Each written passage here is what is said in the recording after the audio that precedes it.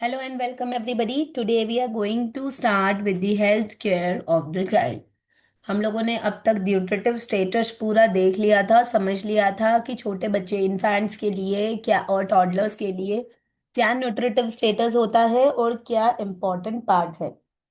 अब हम देखेंगे हेल्थ केयर, उनकी हेल्थ केयर पे क्या क्या फोकस करना चाहिए, starting from the very small child to the toddler age. हमको what health care should be given to the child.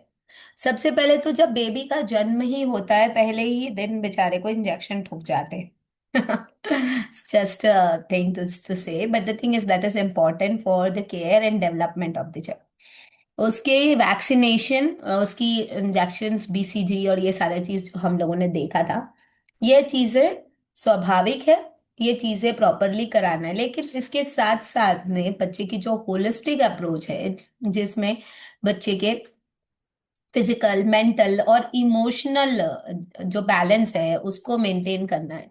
यानी बच्चे की फिजिकल हेल्थ तो है ही, मतलब फिजिकली बच्चा फिट और स्ट्रांग रहे, फिर उसके बाद में सोशली भी बच्चा फिट और स्ट्रांग रहे, इमोशनली भी, ठीक है ना, उसके इमोशंस हैम्पर ना हो।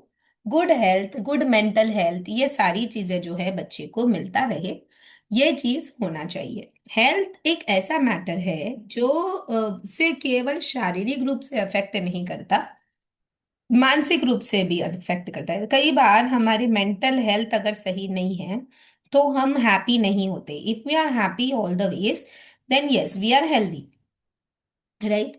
तो अगर आपको हैप्पी रहना है, so physically and mentally both the ways you have to be happy, ठीक है। तो हेल्थ मैटर्स अ लॉट।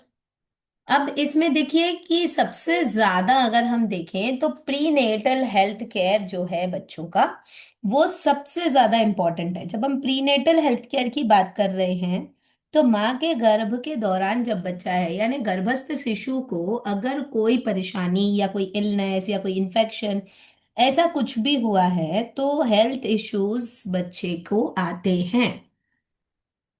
जैसे bleeding during the pregnancy also बच्चे को पूरी तरीके से डेवलप होने नहीं देता है।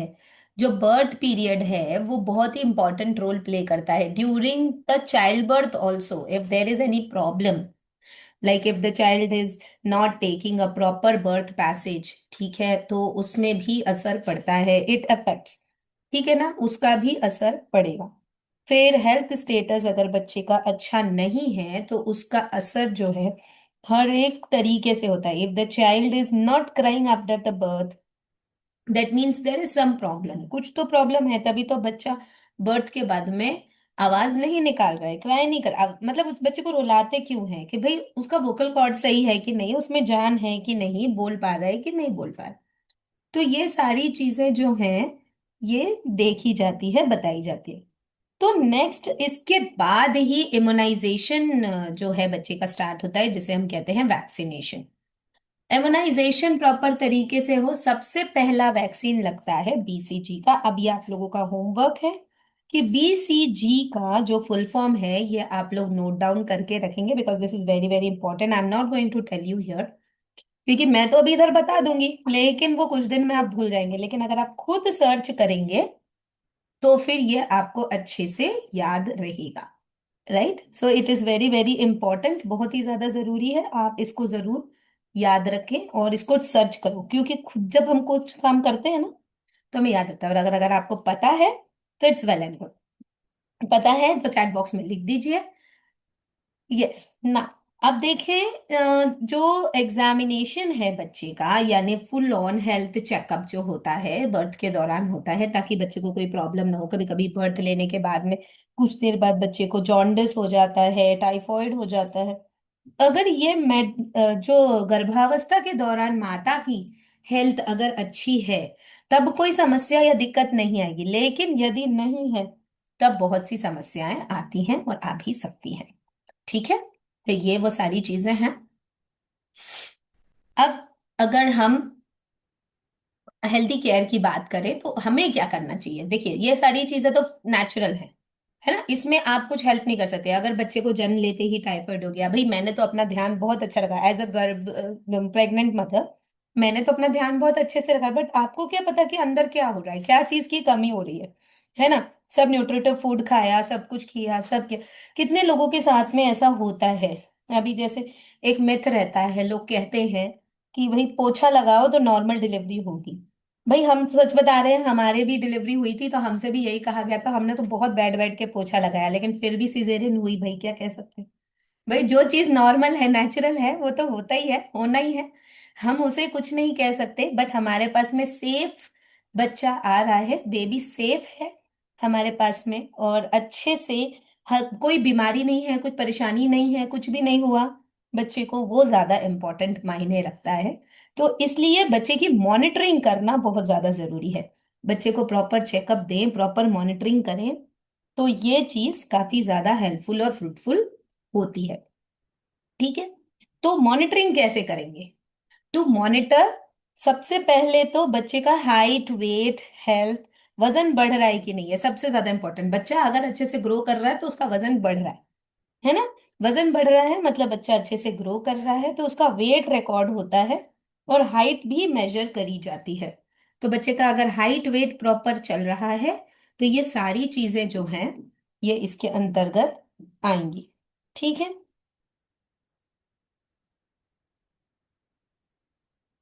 अब नेक्स्ट आ जाएगा और क्या क्या चीज की इम्यूनाइजेशन होती है। जो हमने शुरू में जो चार्ट देखा था ना, उसमें इन सारी बीमारियों का इम्यूनाइजेशन होता है।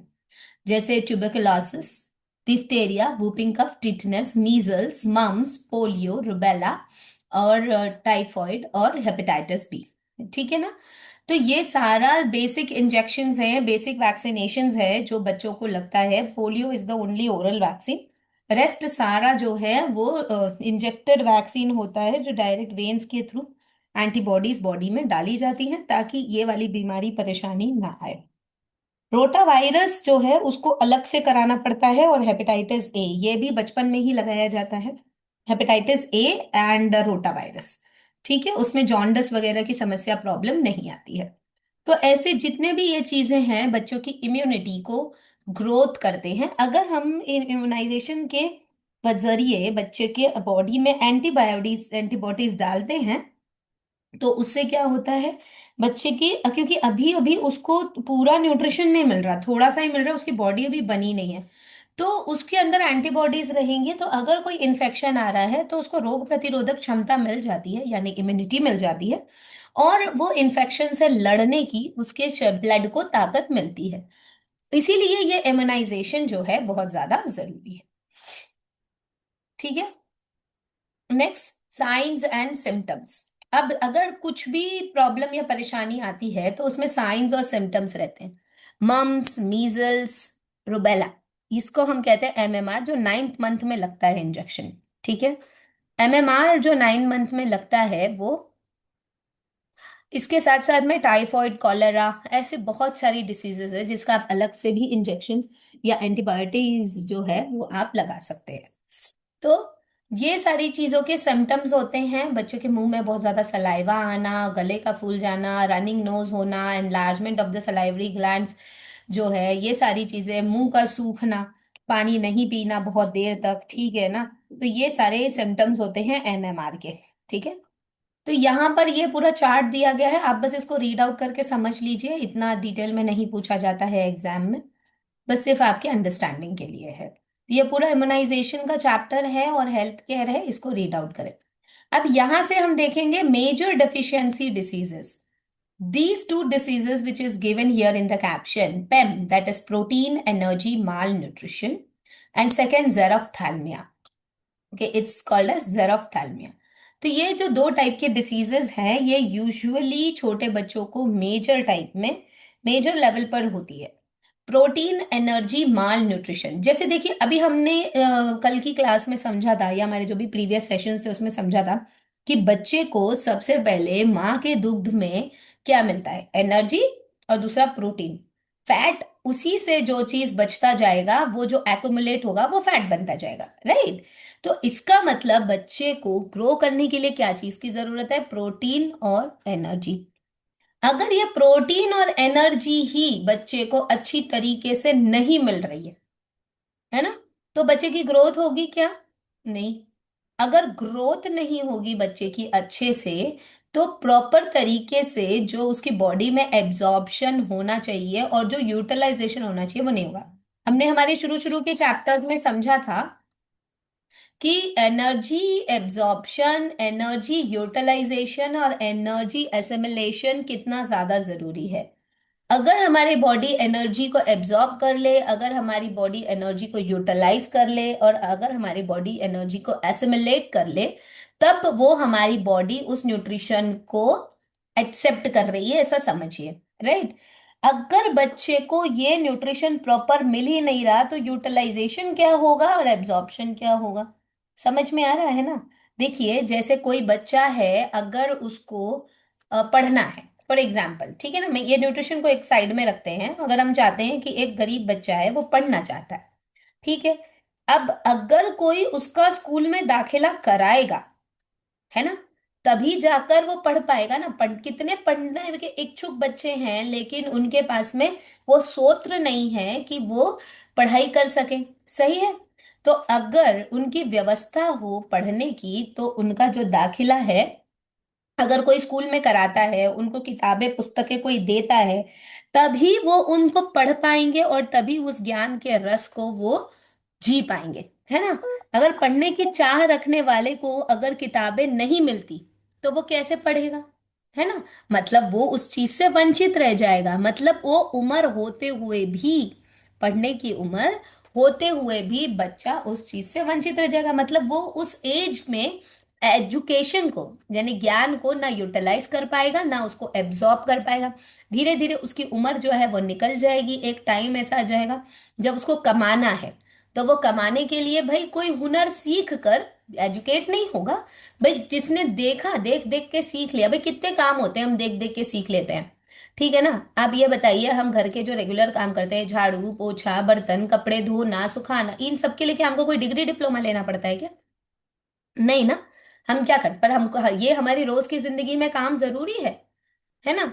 आप अगर कपड़ों को धोएंगे नहीं तो कितनी गंदगी फैल जाएगी। राइट। बर्तनों को धोएंगे नहीं तो दोबारा उसे यूज कैसे करेंगे, है ना, चाहे आप करें या मेड लगा के कराएं या जो भी कुछ करें।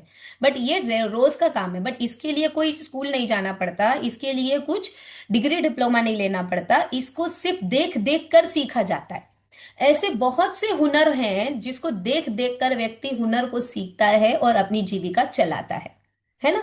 तो वो उस उम्र निकलने के बाद में वो मजबूरी हो जाती है ना। ये तो मैंने जस्ट एक एग्जांपल दिया आपको। लाइक फॉर एग्जांपल, अगर हवा में, सॉरी, साइकिल के पहिए में हवा भरनी है, देख के ही आदमी सीखता है ना, कि इसके लिए कोई डिप्लोमा लेता है कोई। राइट। इसको देख देख के सीखेगा कि भाई इसको ऐसे प्रेशर से डालना है तो यहां से हवा जाएगी, है ना। और फिर धीरे धीरे उसका काम शुरू हो जाता है। ऐसे करते करते बच्चा या कोई भी व्यक्ति है उसको कमाना स्टार्ट कर देता है, उससे कुछ चीज सामान खरीद लेगा खाने का और फिर खा पी लेगा और जीवन उसका व्यापन हो जाएगा, है ना। तो ये एक सिस्टिक एग्जाम्पल है। देखिए, अब इसी को अगर हम न्यूट्रिशन में ले लें, तो अगर बॉडी को न्यूट्रिशन मिल ही नहीं रहा है अच्छे से, तो वो क्या एब्जॉर्ब करेगा, क्या यूटिलाइज करेगा? अगर वो एब्जॉर्ब यूटिलाइज नहीं करेगा, तो उसकी बॉडी किसी तरह चल रही है ना। मरेगा तो नहीं व्यक्ति, ठीक है, लेकिन किसी तरह चल रही है। उसी प्रकार अनएजुकेटेड जो बच्चा है, जो स्कूल नहीं गया, लेकिन उसकी जीविका तो चल रही है, मरता तो नहीं है, किसी तरह चल रहा है। तो उस तरीके का चीज जब होता है, तब हम उसे कहेंगे माल न्यूट्रिशन। मतलब किसी तरह घिस पिट के शरीर चल रहा है, उसे हम कहेंगे माल न्यूट्रिशन। मतलब न्यूट्रिशन जो है वो अच्छी तरीके से जैसा पहुंचना चाहिए इस एज में, वो नहीं पहुंच पाता। अब इसका ये मतलब नहीं है कि केवल गरीब ही प्रोटीन एनर्जी माल न्यूट्रिशन के फर्क में आते हैं। आजकल के हमारे मिडिल क्लास बच्चे और हायर ऑर्डर वाले जो बच्चे हैं, वो भी माल न्यूट्रिशन के अंदर आ रहे हैं। क्यों? बिकॉज जंक फूड के चक्कर में वो एक्चुअली न्यूट्रिटिव कंटेंट खाना भूल रहे हैं, छोड़ रहे हैं। भाई ऐसा जरूरी नहीं है कि हमारे बच्चे हैं वो माल नरिश्ड नहीं हो सकते। यस, वो भी हो सकते हैं। The main and the important thing is to give a proper and a balanced diet to a child which is there in what, in the nutritive content, जैसे रोटी पराठा चावल। If anybody is a non-vegetarian, also eggs, meat and fish and all these things. So मतलब जो भी चीज nutritive content देती है। Pulses, कितने बच्चे हैं जो बाहर का वो 5-10 रुपए का जो जहर है, एक हिसाब से जहर ही कह लो, जो बनता है और फिर लाइक मतलब बच्चों के लिए कभी कभी नुकसानदेह भी होता है। वो पता नहीं कितने दिन का मसाला रखा हुआ है उसके अंदर, उसको डाला जा रहा है। I would not take the name of the products here, but you all understand. But they will tastily eat all those things. ठीक है ना, रच के खाएंगे, इतना तीखा, इतना मिर्ची, सब कुछ होगा उसमें, अच्छे से रुच रुच के खाएंगे। ठीक है, लेकिन वही दाल सब्जी में अगर थोड़ा सा नमक या मिर्च तेज हो जाएगा, अरे मम्मा कितना बुरा बनाया, खाया नहीं जा रहा। न्यूट्रिटिव वैल्यू नहीं है। तो भाई as a parent we have to make them eat, किसी भी तरह खिलाएं। वो तो खिलाते ही, सभी मम्मियां जो हैं कैसे भी करके बच्चे को न्यूट्रिशन देने की पूरी कोशिश करते हैं। लेकिन अगर बच्चा उसको मुंह में ही नहीं डाल रहा है, खा ही नहीं रहा है, तो ऑब्वियसली प्रोटीन और एनर्जी उसे नहीं मिलेगा और बच्चा माल नरिश्ड होगा। ठीक है। सो दो तरीके के बच्चे होते हैं माल नरिशमेंट में। एक तो मरासमस होता है, दूसरा होता है क्विशॉर्कर। अब मरासमस में यूजुअली क्या होता है, ये उसके पूरे सिम्टम्स हैं। एक तो बहुत ज्यादा दुबला पतला बच्चा होता है। ठीक है, उसकी बॉडी पूरी श्रिंक हो जाती है, बंदर जैसा फेस दिखा हुआ है यहाँ पे, मंकी फेस टाइप उसका फेस दिखता है। मतलब पूरा मुंह जो है ना अंदर चिपटा हुआ, दब गया पूरा, मतलब मसमास वास कुछ दिखता नहीं है। ऐसा लगता है पूरी बॉडी जो है सूख गई है, डिहाइड्रेशन, डायरिया, और बार बार पेट का दर्द होना, एब सब नॉर्मल टेम्परेचर रहना बॉडी का, आंखें एकदम बल्जी हो जाती, कभी कभी एब्डोमेन जो पेट जो है कभी कभी फूला हुआ रहता है, और भूख लगती है लेकिन जो खाना है वो खाया नहीं जाता। और अगर ये बहुत ज्यादा उस केस में चला जाता है लास्ट स्टेज तक, तो पल्स रेट भी डाउन होना स्टार्ट हो जाते हैं। ठीक है, तो ये मरासमस हो गया। नेक्स्ट हो गया क्वेश्योरकर। क्वेश्योरकर में क्या होता है, एक तो सबसे पहला कि बच्चा जो है वो कभी कभी बहुत ज्यादा भूख लगेगी, और कभी कभी तो इतना माइजरेबल हो जाएगा कि उसको कुछ खाने की इच्छा नहीं होगी। फिर ग्रोथ रुक जाती है बच्चे की, प्रोटीन सप्लाई का यूटिलाइजेशन अच्छे से नहीं होता, बॉडी वेट जो है वो कमना स्टार्ट हो जाता है, बच्चा फूला फूला सा लगता है लेकिन वो मोटा एक्चुअली होता नहीं है। मसल्स जो है वो बहुत ज्यादा या तो एक्सटेंड हो जाएंगे या रिड्यूस हो जाएंगे। ठीक है, ये ये क्वेश्योरकर जो है बैंगल टेस्ट से डिटेक्ट किया जाता है। एक टाइप का टेस्ट होता है जिसे कहते हैं बैंगल टेस्ट। इसमें क्या होता है, बच्चा जो है बैंगल को होल्ड नहीं कर पाता है जब उसके सर पे रखा जाता है सिटिंग पोजीशन में, तो ये मसल्स उसकी प्रॉपर मजबूत नहीं हो रही। इसके साथ साथ में सूजन, ओडिमा, पूरे बॉडी में सूजन होती है। मोटापा नहीं कहते उसे, सूजन होती है, तो दैट इज ओडेमा। ओडेमा जो होता है ये लॉस ऑफ नाइट्रोजन के कारण होता है, और मसल्स में गैस बबल्स भरना स्टार्ट हो जाते हैं। ठीक है, तो यहाँ पे कुछ सिम्टम्स लिखे हैं, moon face, oedema, skin changes and loose stools, fatty liver. ये सारी चीजें बच्चों को होती है अगर क्वेश्योरकर वाला माल न्यूट्रिशन है तो। ओके, तो ये सारे माल न्यूट्रिशन वाली चीजें हैं। तो आपको बस क्या करना है, ये चीजें कैसे होती है, प्रोटीन एनर्जी माल न्यूट्रिशन, आपको बताना है, इंट्रोडक्शन देना है, इनके दोनों डिसीजेस के बारे में बताएं, और फिर उनके सिम्टम्स बताएं, और क्या क्या टेस्ट होते हैं इनके वो बताएं। बस इतना ही आप बता देंगे, आपका आंसर हो जाएगा। ठीक है, अब ये देखिए प्रोटीन एनर्जी माल न्यूट्रिशन का ट्रीटमेंट क्या हो सकता है। सबसे पहले तो बच्चे को हर एक तरीके का डाइट दें, जिसमें जैसे अभी आप लोगों ने समझा बैलेंस डाइट क्या होता है, एनर्जी, प्रोटीन एंड फैट्स वाला चीज। ओके, लीफी वेजिटेबल्स, ये सारी चीजें यूजुअली बच्चों को खिलाना है। Cow milk is considered most ideal because the milk is the thing which gives you the protein and which gives you the content of leafy vegetables, which gives you the content of calcium and minerals as well. ठीक है ना, iron calcium दोनों होता है milk में, तो हर तरीके की चीज जो है मिल्क कंटेन करता है। And cow's milk is very most suitable and considerable, तो ये जरूर बच्चों को दें ताकि बच्चे की जो न्यूट्रिटिव वैल्यू है वो बैलेंस में रहे। ठीक है, बच्चे को प्रॉपर फीडिंग प्रैक्टिस कराएं। बच्चा अगर उस चीज को नहीं पसंद कर रहा है, किसी और वे में बच्चे को खिलाएं, लेकिन कोशिश करें कि बच्चे को खिलाएं।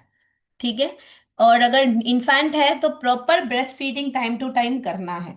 ऐसा कई बार होता है घर में भी, या बाहर जाने वाली लेडीज हैं, कई बार ऐसा होता है कि ब्रेस्ट फीडिंग करना, काम में लगे हुए हैं, बच्चे को भूख लग रही है, जरूरत है, लेकिन काम भी जरूरी है भाई, तो ब्रेस्ट फीडिंग नहीं करा पा रहे, नहीं, सारा काम छोड़ के उसको ब्रेस्ट फीडिंग कराना जरूरी है।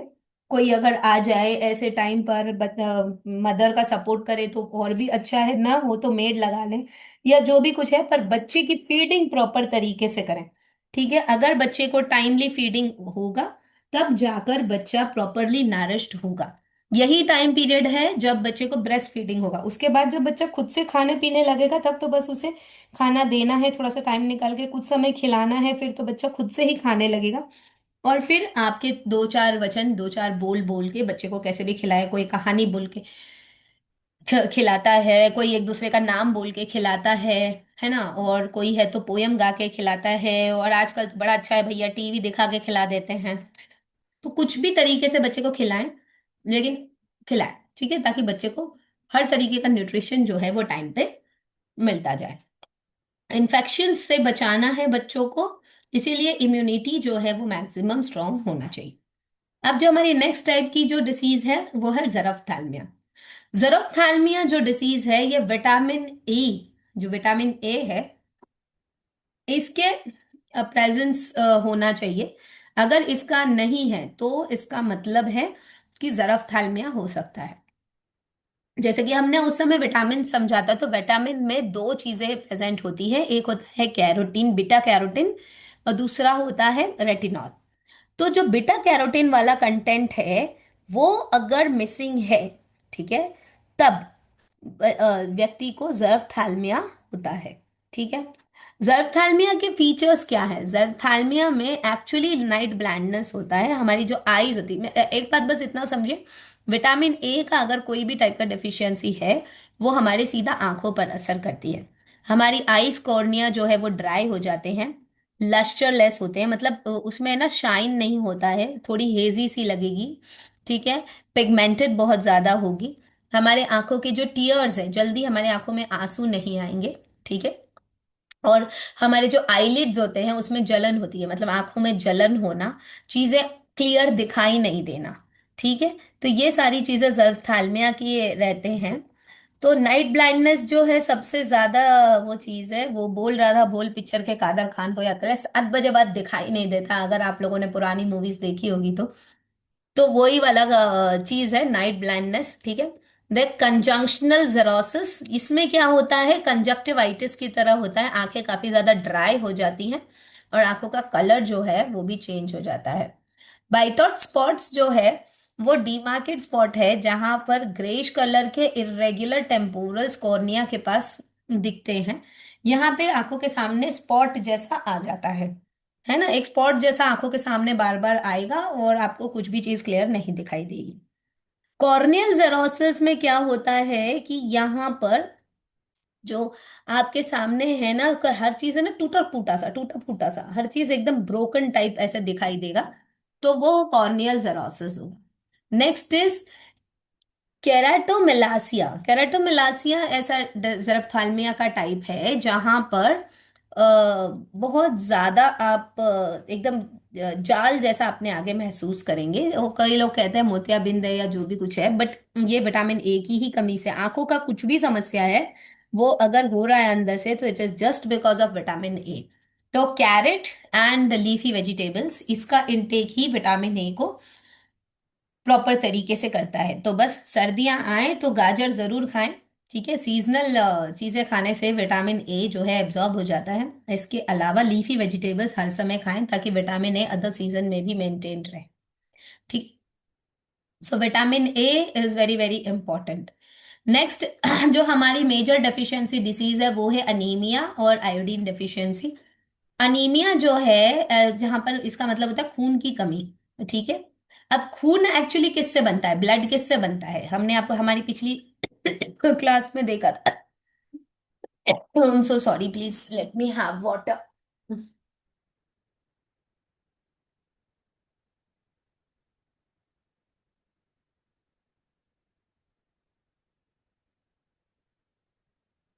यस, ब्लड किस चीजों से बनेगा, आयरन से, राइट। तो iron is the thing which is having a haem protein into it.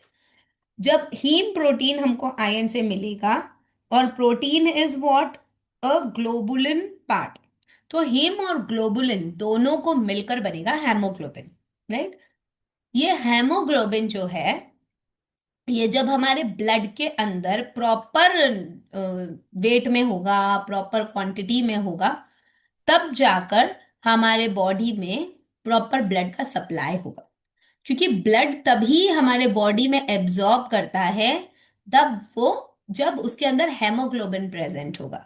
Due to the presence of haemoglobin only the blood is red in colour, है ना। अब देखो, जैसे एक एग्जांपल देती हूं, अगर लोहा है, उसके ऊपर जंग लग जाए तो उसका कलर क्या होता है? रेड ब्राउन, है ना। और वही कलर हमारे ब्लड का भी होता है। मतलब आयरन एक ऐसा कंटेंट है जिसके अंदर रेडिशनेस होता है, लाल परत जो है उसके अंदर होती है। ठीक है, that is the haem product. Okay. और ये अगर इसकी डेफिशिएंसी हो जाए हमें, तो अगर मतलब हमारे बॉडी में अगर आयरन की कमी है तो वो रेडिशनेस बिल्कुल नहीं रहेगा। तो प्रोटीन जो ग्लोबिन जो प्रोटीन है, उसको जब हेम प्रोडक्ट यानी आयरन नहीं मिलेगा, तब ऑक्सीजन का सप्लाई जो है वो अच्छी तरीके से बॉडी में नहीं होगा। अगर आप ग्लोबिन का केमिकल फॉर्मूला देखें और आयरन का हेम प्रोडक्ट का केमिकल फॉर्मूला देखें, तो ये इसमें ऑक्सीजन की बहुत ज्यादा इंपॉर्टेंस है। और आप ये जानते हैं कि ऑक्सीजन का मतलब, अगर हम हिंदी में देखें, ऑक्सीजन क्या है? प्राणवायु। ठीक है।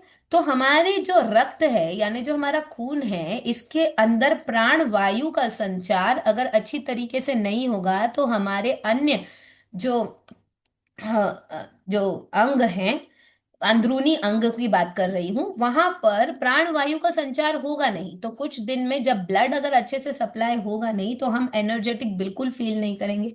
फिर हमारी बॉडी में नमनेस आना स्टार्ट हो जाती है, हमारी बॉडी जो है वो एकदम ज्यादा जर्क और डिजीनेस उसके अंदर आ जाता है, बहुत ज्यादा टायर्डनेस हमें लगता है।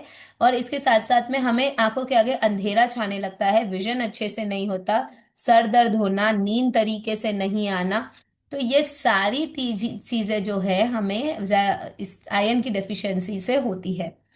ये सबसे पहला चीज है अनीमिया का।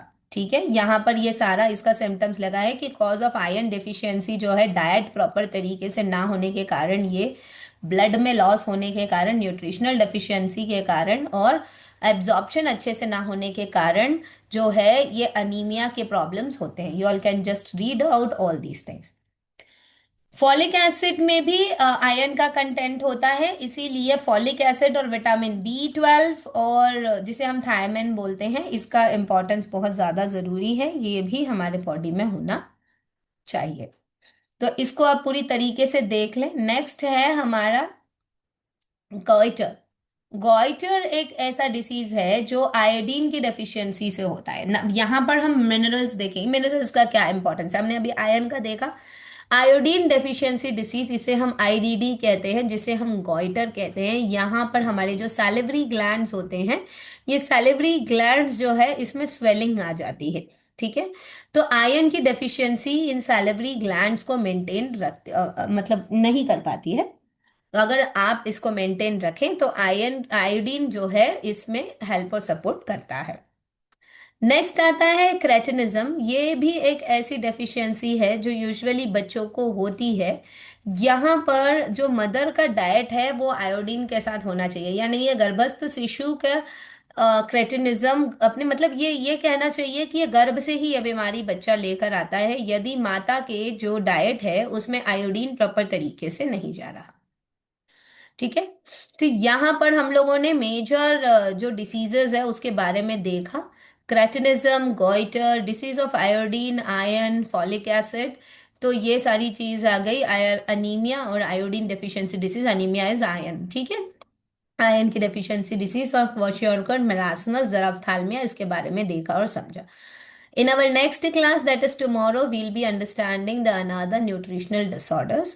और इस बार सैटरडे को क्लास रखने का मेरा प्लान चल रहा है, लेकिन अगर कुछ चेंजेस आते हैं तो आपको अपडेट कर दिया जाएगा। अदरवाइज इसके बाद वाले जो भी चैप्टर्स है, I will try my level best कि हम उसको कवर अप करने की कोशिश करें इस सैटरडे तक, ताकि हमारा ये पेपर 3 तक कंप्लीट हो जाए, जो आपका प्रैक्टिकल है वो कंप्लीट हो जाए इन छुट्टियों में, 9 तारीख से।